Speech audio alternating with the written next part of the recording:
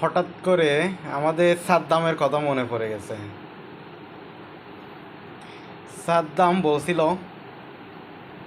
আন্দোলন যাবে, আন্দোলন আসবে, বাংলাদেশ ছাত্রলীগ থাকবে, একদিন যাবে, 2 দিন যাবে, 3 দিন যাবে, 4 দিনও যাবে, তারপরও বাংলাদেশ ছাত্রলীগ থাকবে। কই বাংলাদেশ ছাত্রলীগ? গরু লীগটা কই? গরু লীগকে তো এখন কোথাও খুঁজে পাওয়া যাচ্ছে না।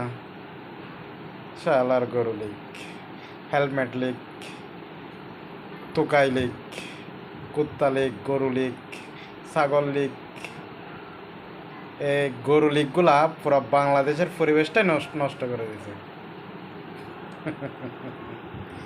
এই সাদ্দাম ইনান এখন ইন্ডিয়া ইন্ডিয়া গিয়ে কী করতেছে আল্লাহ বাদ দিয়ে আর কেউ জানে।